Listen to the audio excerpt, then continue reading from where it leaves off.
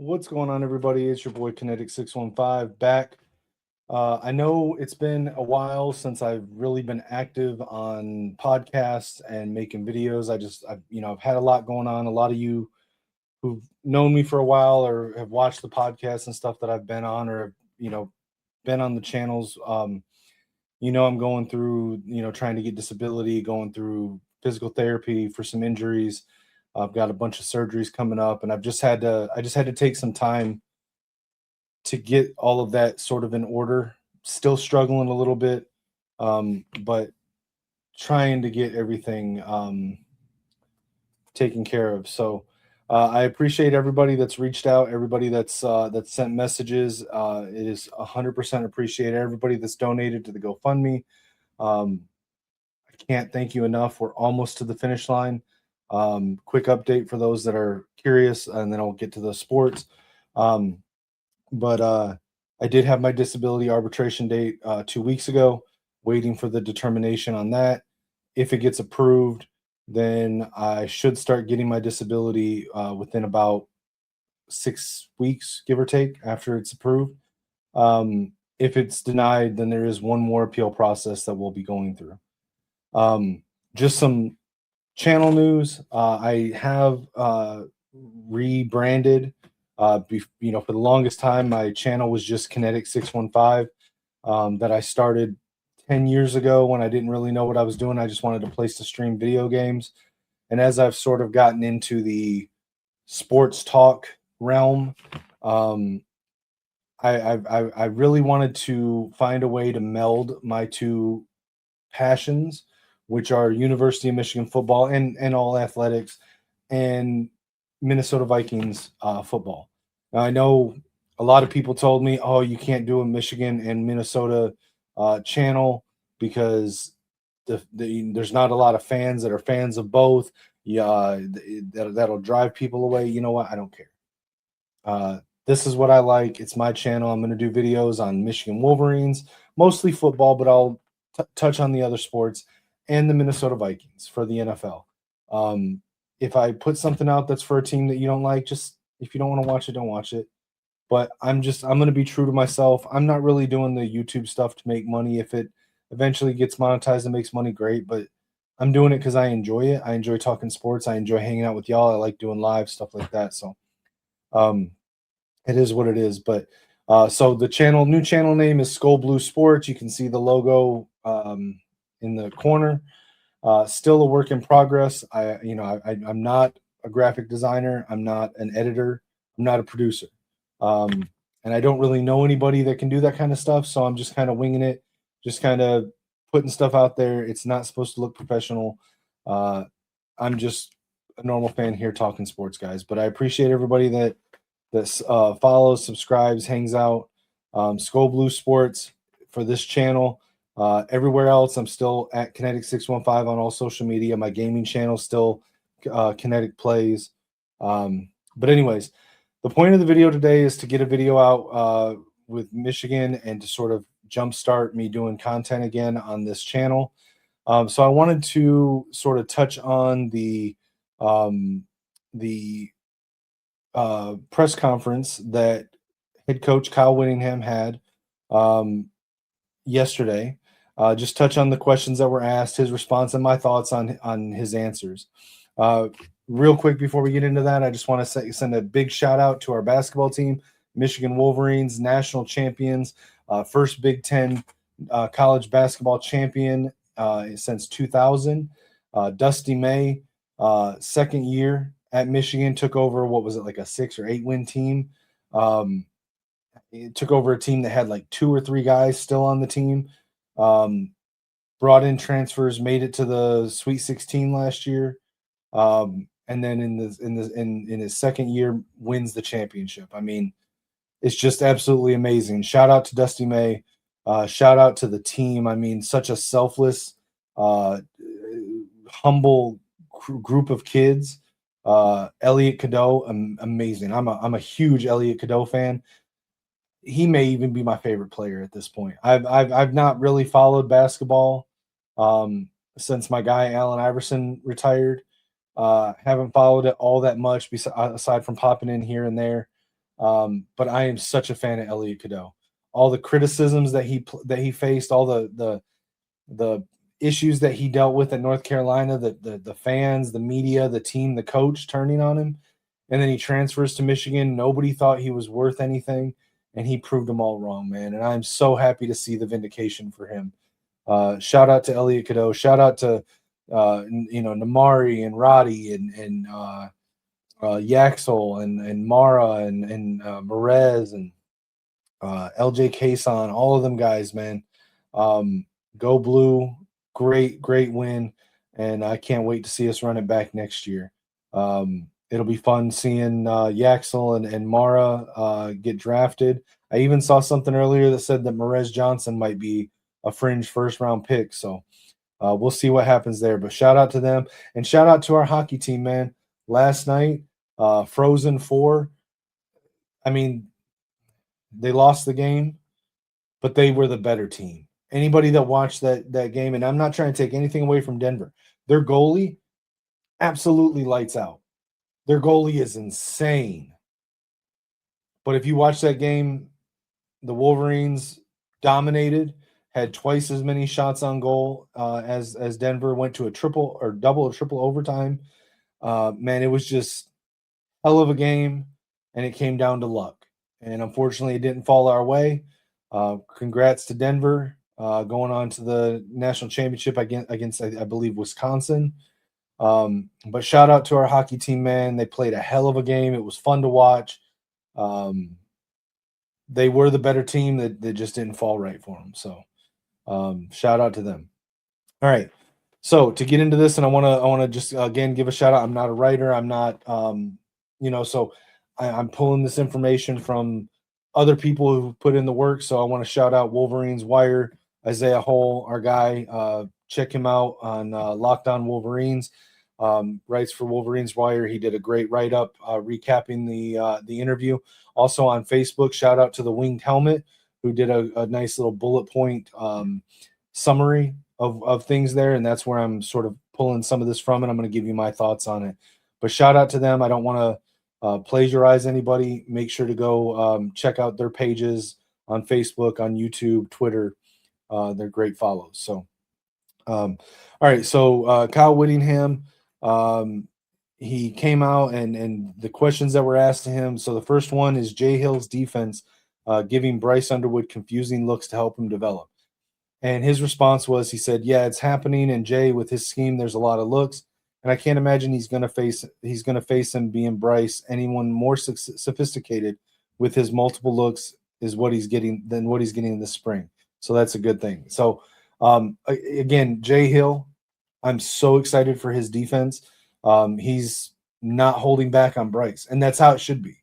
We need to throw everything possible at Bryce. I said this last year with Wink Martindale, that he should be throwing everything he possibly can at Bryce, make him learn, get a crash course and learn on the fly. He's got to do it to get him ready. It was absolutely unacceptable that Bryce didn't have a quarterback coach last year. I remember many conversations with other people watching games last year where, Bryce would come off the field and nobody's around him. No, he would just go sit on the bench by himself. And that is absolutely unacceptable. When you've got the number one prospect, generational quarterback, and you're starting him as a true freshman, he needs a quarterback's coach that's not up in the booth like Chip Lindsey was. That was my biggest criticism of Chip Lindsey. He needs a quarterback's coach who is there, and his entire job is to constantly be in correspondence with Bryce Underwood, telling him what he saw, correcting his looks, helping him understand what he saw or what he didn't see. Like there should have been a guy on the sideline who, as soon as Bryce comes off the field, every series is meeting him and going over what just happened with him. And that wasn't happening. Thankfully, now we've got Coy Detmer, we've got Jason Beck, and they're doing it the right way.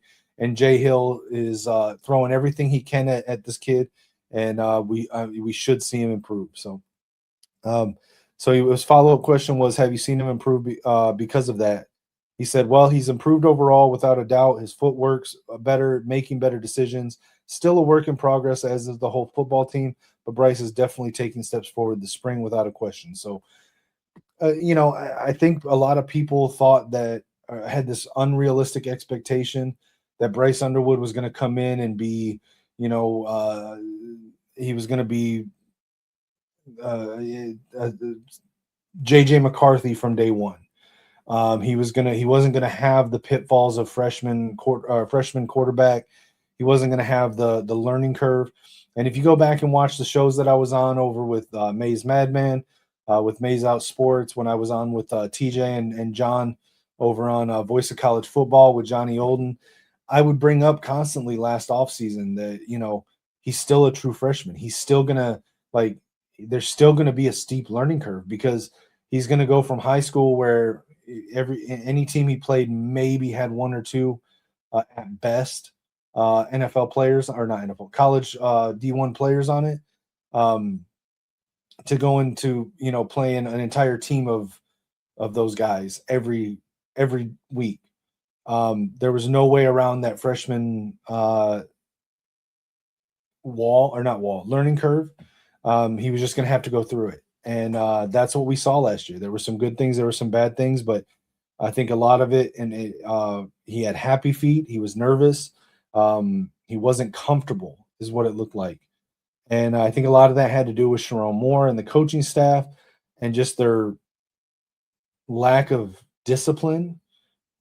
And it's just really sad, man. Like, this kid flipped to Michigan and put his future in the hands of a coaching staff that was supposed to guide him. And thankfully, we've got Whittingham though now, and I think he's going to get the guidance that he needs. Next question, it said, which players have made the biggest strides thus far in spring ball? His answer was, good question. I would say Tommy Carr has been a pleasant surprise for us. He's really progressed throughout spring and emerged as, at least for right now, the number 2 guy. Now there'll be more competition going forward in fall camp, but if we had to play tomorrow, he'll be the number 2 guy. So this is interesting. Tommy Carr, shout out to Tommy Carr, man. Tommy Carr, grandson of Lloyd Carr, brother of CJ Carr, was a 3-star when he committed to Michigan. I think he was committed to a MAC school. I don't remember if it was Toledo or Miami of Ohio or somebody like that. But he flipped to Michigan, and everyone just kind of like hand waved it. It's a legacy. Lloyd Carr's grandson, it's just going to be a career backup. And I think people were selling him short. And I think right before or right towards the end of the cycle, he was upgraded to a 4-star, and he's come in and been lights out. I mean, I was a big proponent for Colin Hurley. Colin Hurley has left the team, and there's some conflicting reports. Some people say it was for personal issues, but I have heard people say that he got beat out by Tommy Carr. It is what it is. Tommy Carr's just been impressive, man, and I've heard a lot of praise about him. I've heard people say that he's every bit the arm talent quarterback that CJ Carr is, but with more mobility. So if that's the case, then we may be looking at the heir apparent to Bryce Underwood when Bryce Underwood eventually moves on to the NFL. Then he said, let's see, Celestia Moa, our freshman wide receiver that just got here a few months ago, has done some really good things. I'm not saying that's a surprise, but he's really made strides. Defensively, I think the young linebackers are really taking steps forward, but we had very little experience returning at that spot and a bunch of new guys, and those guys have really stepped up and are really progressing. So Celestia Moa, everything I've heard, he's incredibly impressive. He may start. I think the 3 receivers that are going to be the main starters are going to be Andrew Marsh, JJ Buchanan, and Jamie French. But I think that you're going to see a lot of rotation with Celestia Moa. I think you're going to see a lot of rotation with Kendrick Bell. I think a lot of people are selling him short. I think you're going to see a lot of rotation with Kendrick Bell. I think you're going to see some of the other wide receivers. We've got Jamar Browder. We've got Jacob Washington. Who who else do we got? I'm trying to find it real quick. I'm looking at the roster, trying to go down to the wide receivers. I'm mind blanking right now on who else is in that room, but we've got a really deep wide receiver room for the first time in a long time, I think. Um, Channing Goodwin, who started last season as a starter, they called him Mr. Reliable in practice. For whatever reason, it didn't translate to the field. But I mean, Jalen Pyle coming in, I think he's going to be a really good slot receiver. Whether um, he'll that'll be on display this season, probably not. But um, Amari and Stewart. So I heard somebody on a video, and I don't remember who. So I apologize for not citing the source directly. But somebody mentioned that Amari and Stewart was transitioning to defense. I have not seen any additional information on that. So if anybody knows that information, put it in the comments. Educate me on that. Is Amari and Stewart moving to defense? But yeah. So and then Travis Johnson, true freshman, came in and is blowing people away. So I think you'll see Travis Johnson. I think you'll see Celeste Moa. I think you'll see Channing Goodwin, Kendrick Bell, all getting time in off the bench. Um, and the linebackers. So linebackers, I think that's obviously one of our weakest positions. With how much we lost, I still can't believe Cole Sullivan transferred. I was so high on that guy, and I thought that Jimmy Rolder would come back to increase his draft stock for one more year, but he decided to go to the NFL. And I wish him the best.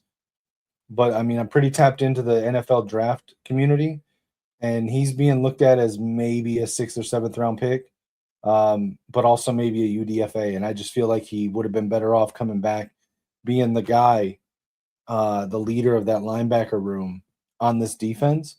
But he made the decision for himself. So the linebacker room as it stands. So the three that let's see if I can find it. The three that Whittingham mentioned were Troy Bowles, um, Nathaniel Wusu-Boateng, but he actually mentioned Chase Taylor first. And I think that a lot of times you can sort of glean information from coaches by who they mention first.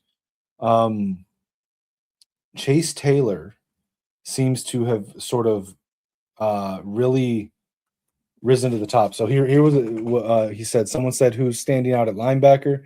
He said, yeah, Chase Taylor's doing a really nice job. Troy Bowles is also, and he's an upperclassman, played a lot of special team snaps, not a lot of linebacker snaps.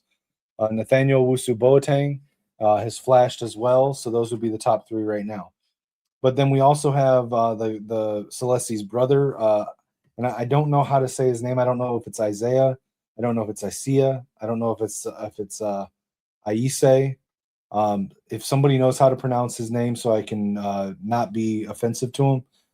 But Celeste's the other Moa brother at linebacker, I think he's going to be a depth piece. Aiden Reeder's going to be coming in, a true freshman. Markel Dabney, I actually like Dabney a lot, but again, true freshman. Max Alford transferred in, son of I think it's the son of Tony Alford. So he'll be a good rotation piece. Caden Ketching's also a true freshman. Zach Ludwig is still there.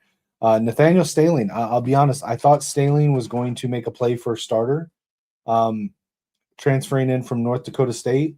I was not aware that there was an injury. So now, correcting myself here, I'm sort of tempering my initial expectation that Nathaniel Staling was going to be in play for one of the starter roles. I do think that if he's able to get back to being healthy, we should see him as a good rotational linebacker, because I do like his tape. But I do think that the starters are probably going to be, and now we're running a 4-2-5, so we'll probably see Chase Taylor and Troy Bowles. But you'll probably see heavy rotation with Nathaniel Wusu-Boateng, in my opinion. So then we've got, let's see, what was the next question that he was asked? Let me find it.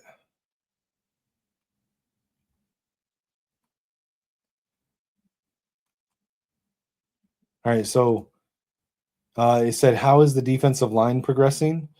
He said, "Yeah, we feel really good about the depth up front on defense. I feel like right now we've got 5 D tackles and 5 DNs that are going to be guys that we can win with. And that's all you can hope for. If you get 2.5 deep at each, inside and outside, then you get pretty good rotation going on. And so we feel like those guys have really stepped up this spring. And that's maybe the deepest position group in the football team. Remains to be seen. So interesting thing here. I could name the edges off the top of my head when I listen to this.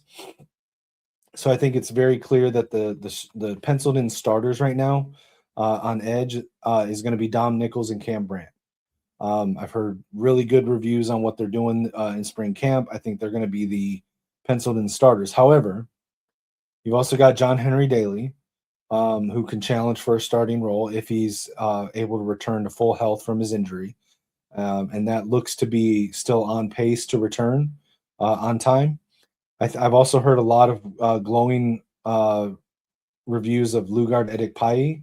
I hope I'm saying that name right.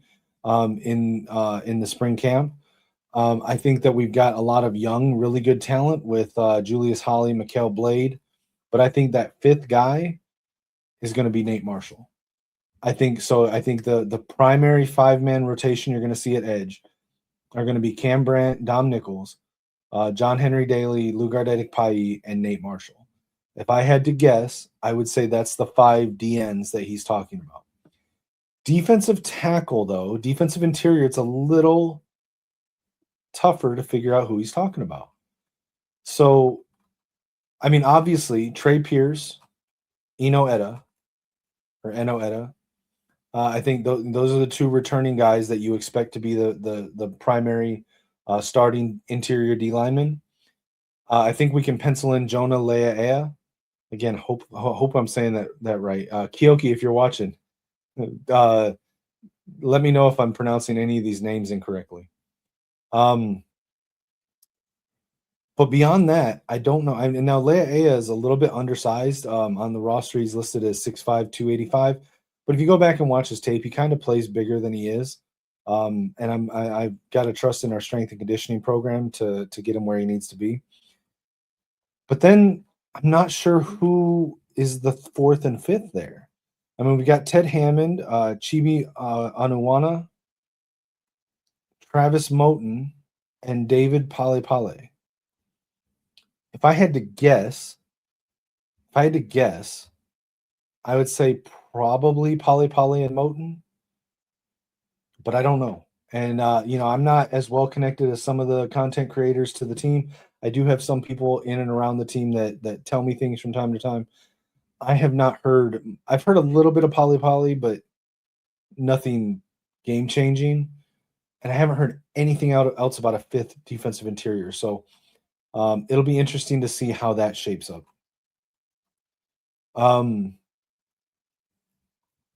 He also said that our running back room is pretty deep.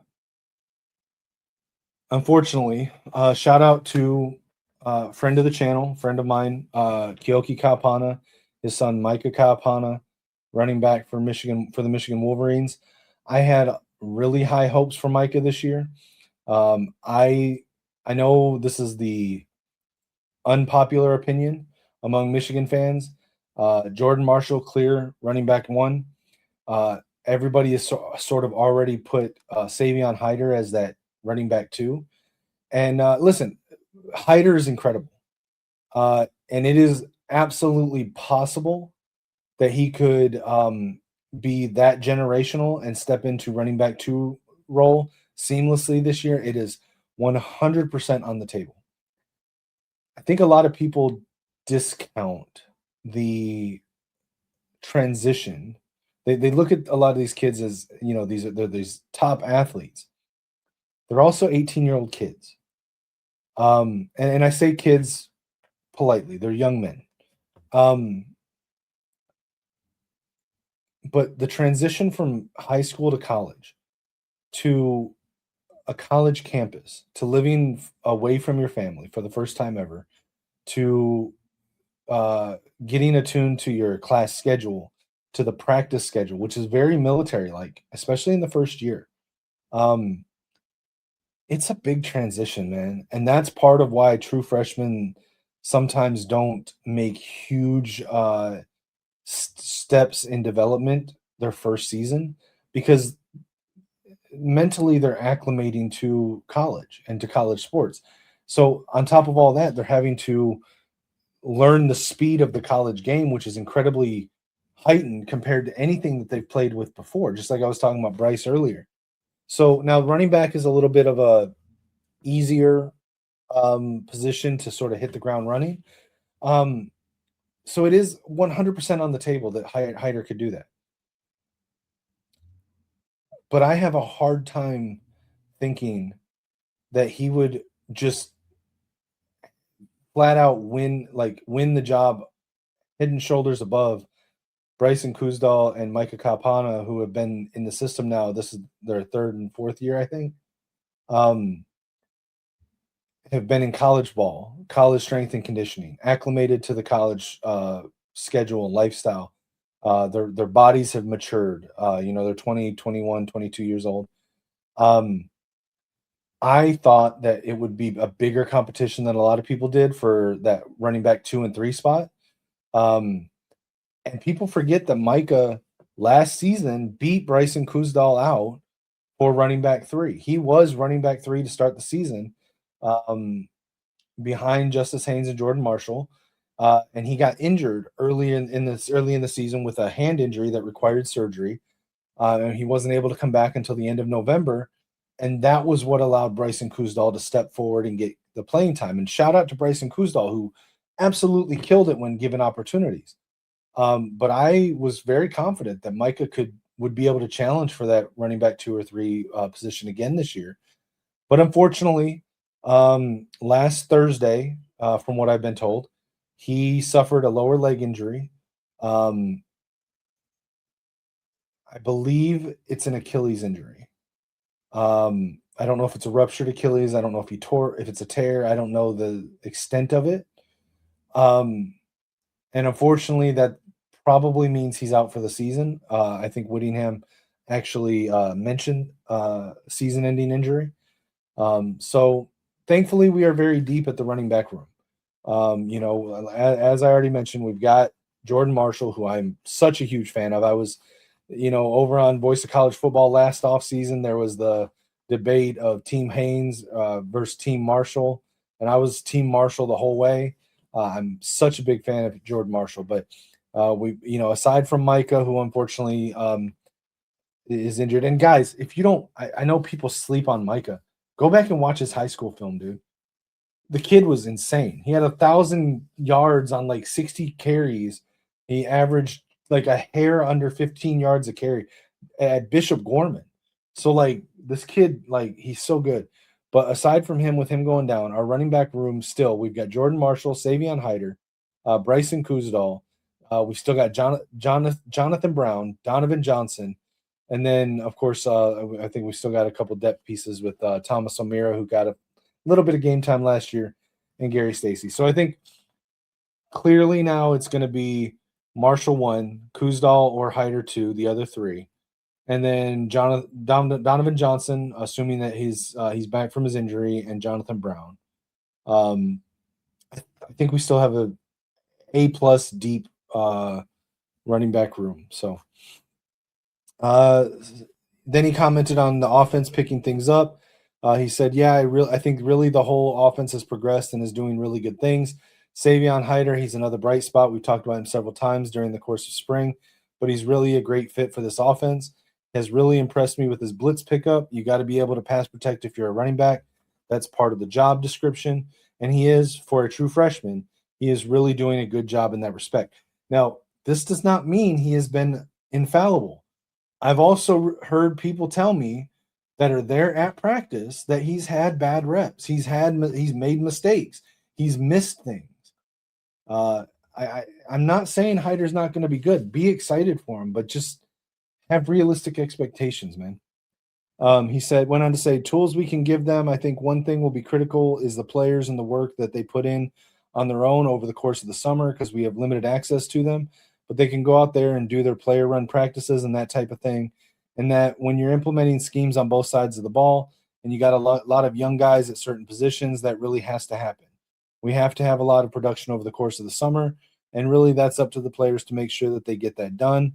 And we've got really good leadership on this team, so I don't doubt that will not happen at all. I mean, it's going to happen over the course of the summer. So again, it's just, you know, the biggest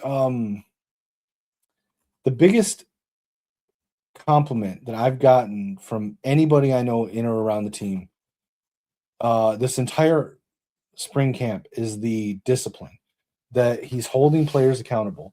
That if you miss a practice, you don't, or you miss a class, you don't practice. If you're not early to practice, then you're late.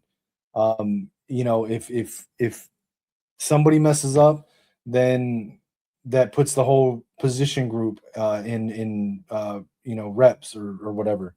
Um, that builds a team first mentality, and that's the way it should be. These kids are still student athletes, and I love seeing our coaching staff prioritize them getting the education that they came to Michigan for while developing them as football players. So Whittingham was asked, what does it mean that practices are more execution based? So he said, yeah, high tempo. I mean, we push the tempo from start to finish. And I don't believe in being on the practice field for hours and hours. I mean, the work is the work and you got to put it in. It's got to get done. But if you can be more efficient and get it done in a more compressed amount of time, get the players on and off the field, I think that's my feeling through the years, that works best and keeps the players fresher. And I think that they've really done a good job of adapting to that new mentality and new philosophy. Of course, I don't exactly know what the old one was, but they said practices were a little bit longer, but they have really done a good job responding to the high tempo and just the pace at which we're working. He's underselling this. The practices under Sharon Moore's coaching staff were very lax. They were very nonchalant. Sometimes players would show up late. Sometimes players would just kind of do their own thing, not give full effort, and nobody really held them accountable for it.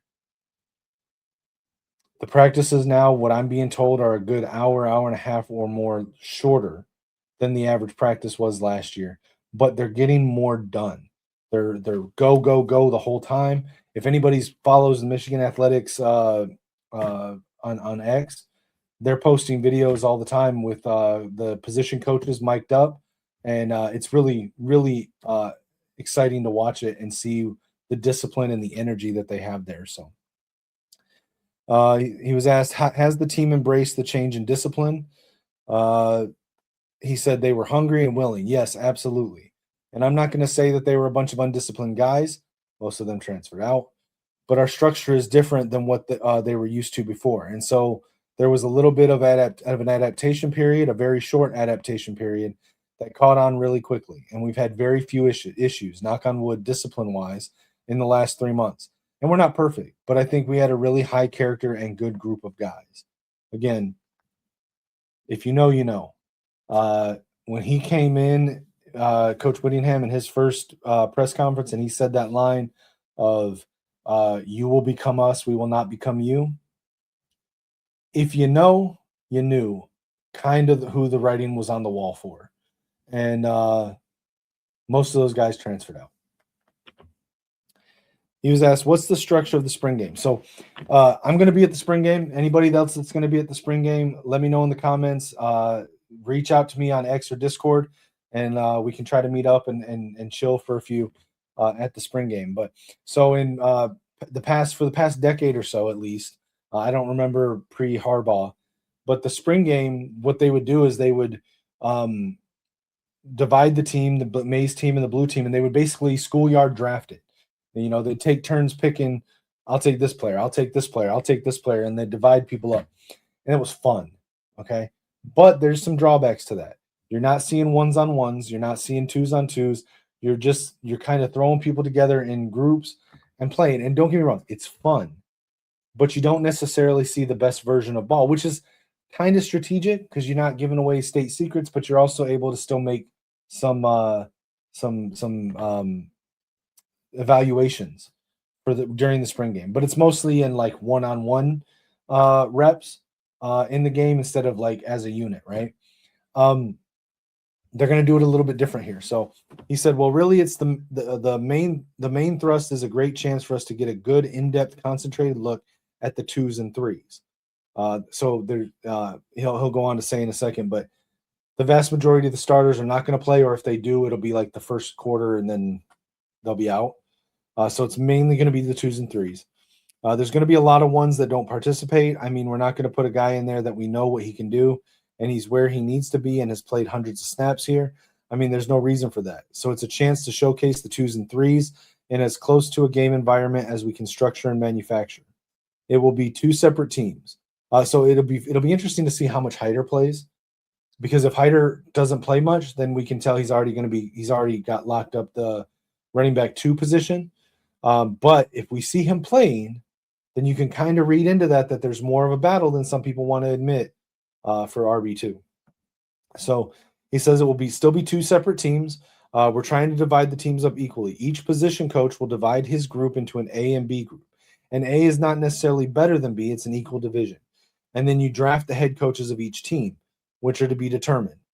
So what he's saying here is each position coach is going to take their group of guys and divide their group of guys into as close to even 2 teams as possible, or 2 groups.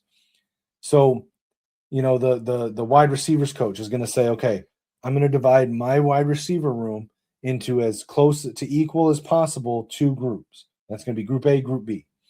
And then he said, I haven't decided who's going to be the head coach of the Maize and Blue yet, but they'll pick, for example, say the Maize team picks first. So the O-line, so he'll take the O-line A group. That leaves the B group for the blue team. And then the blue team, with their first pick, they choose running backs. So they choose the A group, and that lets the B team go to the other, to the Maize team. So they're just going to basically take turns picking a position group and which of the 2 subgroups in each position group they want on their team. The other subgroup goes to the other team. And he said the whole thing will take about 3 minutes to get through it. But the bottom line in the final analysis is we want a team that's very evenly divided. It's not 1s versus 2s or anything like that. The biggest drawback to the old system, for anyone that would go to the spring games, was that specifically in the trenches, because you had offensive line and defensive line they were playing alongside guys that they weren't used to practicing alongside, because you'd have a guy from the 1s and a guy from the 3s and a guy from the 4s and a guy from the scout team and a guy from the 2s or whatever. And so they weren't familiar with each other's movements. And it's slightly less of a need on the defensive line, but still important. So that became a lot of one-on-one evaluations and reps. All right, so then he was asked, are there players who won't participate? He said, we're still discussing that, but there'll probably be 12 to 18 guys that don't participate, depending on how we feel. We've still got 4 more practices before we make that final decision. And if we get low on bodies right now, we're fine. But if we've got some guys that aren't able to go at that point for whatever reason, we can always revert to an offense versus defense scrimmage and have a point system for the defense. That's kind of our bailout if things go south. But if things continue as they are, then we should be okay with a Maize and Blue team on each side. So then he was asked just a general question on the offensive line. He said, yeah, we think we're going to be just fine ultimately on the offensive line, but it's been a little bit of shuffling in and out during spring. Guys with some nagging injuries, nothing that's real serious, but we did get a couple guys back this week. And so if we continue to trend in that direction like we are now, I think we're going to be pretty solid up front on offense. So, we've got Babalola coming back from an injury. We got Evan Link coming back from an injury. We've got, some guys that were banged up. They're all starting to come back. So he was asked specifically, is Jake Guarnera going to be your center? He said, yeah, that's our center. Yes, he's had a terrific spring and really probably will be the leader on that offensive line group. He was asked who's standing out at linebacker. So he reiterated, yeah, Chase Taylor's doing a really nice job. Troy Bowles is also, and he's an upperclassman, played a lot of special team snaps. Nathaniel Wusu-Boateng, I think I'm pronouncing that correctly, is flashed, and those would be the top 3. Then he was asked his thoughts on Kerry Coombs, the special teams coordinator. He said, I know Kerry very well, energetic guy, terrific addition to our staff, and he has got a lot of juice, a lot of passion for what he's doing, and I've got no doubt that we'll be very solid on special teams with him running the show. He was asked, what are the team's strengths? He said, well, I would say, as we talked about, the defensive line definitely a strength. The running back room with Jordan Marshall and Savion leading the way, even with Micah's injury. We're taking a hit with Micah, but we still feel like we've got a really solid group there. Receivers have stepped up. Andrew Marsh is the leader in that room. Him and J.J. Buchanan, and those two guys in particular have had really good springs. He was asked about weaknesses. He said, okay, depth in the secondary. We feel really good about the ones we project to be the ones, but we got to develop some more depth behind those guys. And then again, the linebackers, they're all young as far as relative to game reps. And so that's a work in progress, and that'll carry through summer and carry through fall. We've got a couple additions we're making in the summer to that group that could help us out as well. So reading into that a little bit, let's look at the projected starters. Now, off the top of my head, if I had to predict starters, I would say safety starters, well, I'll say two deep rotation, or the people that stand out to me. I think that obviously Rod Moore, but I think we're going to see a lot of Chris Bracey, the transfer in from Memphis. I actually kind of have him as a starter right now. I think we're also going to see Mason Curtis, Jordan Young, and Jacob Oden. We could see some Kyle Winston, but I mean that's like 6 deep at that point. But I would expect Rod Moore, Chris Bracey, Mason Curtis to be the main three, and then Jacob Oden. At corner, I mean, obviously Jair Hill. I think then we've got Zeke Berry and Smith Snowden going to be the other boundary and nickel corner. And then past them, I think you're looking at Shamari Earls and Josiah Edmond getting a lot of rotation. So that's the top end. So he's talking about we need depth beyond that. I do wonder with Taylor Tatum. Now, he out of high school, running back, Oklahoma, was a running back. I'm not the biggest Taylor Tatum fan. Full disclosure, I don't have any animosity towards the kid. But as a running back, I was never a huge fan of his. His running style, to my eyes, and I'm far from the most trained at watching film, but to my eyes, his running style was very upright. He just never looked smooth to me, which is something I think you need at this level. That said, he was a very high-rated running back. I think he was the top-rated running back at one point in his class. So he transferred to Michigan as a baseball transfer and a walk-on in the safeties room, not as a running back. With Micah's injury, do we see him get moved back to running back, or does he play kind of both ways? I don't know. That'll be an interesting thing to watch. He was asked about pass protection. He said, well, the biggest thing we've done is hire Jim Harding as the offensive line coach. He's outstanding, has been with me for 12, 13, 14 years. I've lost track. But he produces a quality product year in and year out. He's just terrific. And so I've got total confidence in Jim that he'll get everything right. Jason Beck is also very adept at, if you have any weaknesses, covering them up and doing things that can kind of take the focus off of that. And so between those two guys and their ability to teach and scheme, I think we're going to be just fine. He was asked about implementing his own vision with the team while also respecting Michigan tradition. He said, well, the tradition, the history here is incredible. I mean, it's as steeped as any program in the country, maybe the most in that aspect. And Michigan football was, before I got here and after I leave, is Michigan football. And so I'm really more a custodial role here, just making sure I'm not here to change any of that tradition or history, put our own stamp on the program and our own way of doing things, yeah. But as far as I'm very respectful and very aware of all the tradition and history here. And I don't have the right, nor should I have the right to alter that or change that. I appreciate the humbleness in that and the respect in that statement.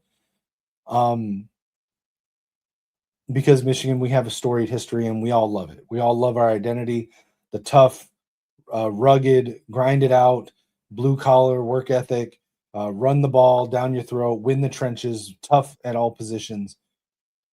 And that fits Whjittingham very well. So I don't think there's going to be a lot of deviation from that.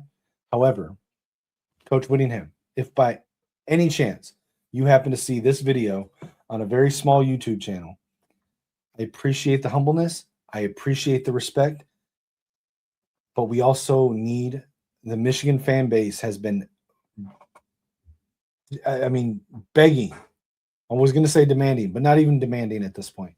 Begging for our offense to be modernized. For too many years, we get negative recruited at the wide receiver position because of history, because we haven't been able to utilize that for a long time. Change that. Make it more prolific. Change that part of it.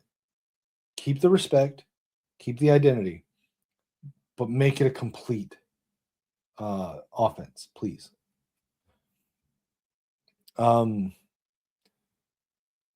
Just, anyway, then he was asked, had he ever met Bo Schembechler? He said, never in person, no, never. Respected him absolutely and observed him. And really, there's a set of DVDs, or excuse me, CDs that I listened to, 20, 25 years ago. Lasting Lessons with Bo, something like that. It was on CD. It was like two or three CD thing. And I listened to that thing probably 20 times. Ironically enough, I mean, I've always been a big Bo Schembechler fan. Then he was asked about Lloyd Carr. He said, I had a chance to meet with Lloyd personally in my office, and what a guy. I mean, just a tremendous human being, sharp, funny. I mean, I just really enjoyed a conversation with him. And I've had a chance to meet with quite a few guys from the past. Coach Harbaugh's father, Coach Harbaugh, and I've met with him for a while. I actually was able to get on the phone with Tom Brady the other day. And I'm going to be on the phone with, is it still happening tomorrow? And he was asking somebody off camera. Derek Jeter tomorrow. And I'm a Yankee fan from the word go, so that's going to be big. So, yeah, I've had a chance, and Coach Beeline as well. Who else have I met here? John Falk, what a stud he is. Yeah, he is. I love that man. And then Red Berenson, the hockey coach. I mean, just like that, just like I said, there's tradition, and this place is just oozing with all those historical figures. And so, yeah, very respectful. He was asked about Rod Moore. He said, and I'm big on Rod Moore. I think he's incredibly important to this team and to the defense. The injury that he's had to deal with for 2 years now. I've been very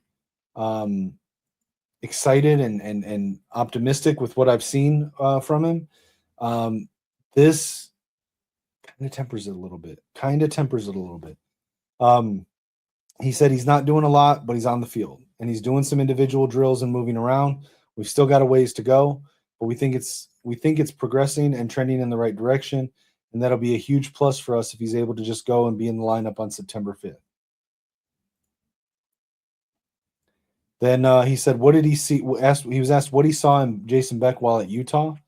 He said, well, his track record has been very good, especially the last few years. He came in and installed an offense from scratch, much like we're doing here. We're doing here last spring, and the results speak for themselves. And we were second in the nation in rushing, and third and fourth in total, third and fourth in scoring offense. So he's got a unique ability to put his players in the best position to succeed, and he's very good at evaluating on what they do well. And like I said, the offense will be tailored to the strengths of the players, not vice versa. It's not like here's our offense, now we got to find the guys to run it. It's here's our offense, but it's very adaptable. And we're going to go in that direction, especially the quarterback, his skill set and what he does best. So yeah, I mean, with Jason Beck, I mean, we hear every year with every new offensive coordinator that he's going to adapt his offense to the players and the talent that we have, blah, blah, blah. We heard it with Chip Lindsey. We didn't really see it with Chip Lindsey, and maybe a lot of that was Sharon Moore. But I think if you look track record wise, Jason Beck has actually done it. He doesn't just talk about it; he's actually done it. So, he was a follow up question. He was asked, "Does he expect it to be complimentary football?" Whjittingham responded with, "I mean, given putting your defense in the best, yeah. Well, anytime you're strong running the ball, you're going to control the ball and control the clock. And like I said, there's only one team, and I don't even know who it was. Probably a military academy that was ahead of us last year. But it definitely and really, it's not so much what you do on offense if you're just taking care of the ball, not turning it over, the high third down conversion rate. Those type of things are more important than how you're doing it. As long as you get those, as long as you can convert on third downs, control the football, not turn it over, that's what real complementary football is for. That's what really is complementary football for a defense.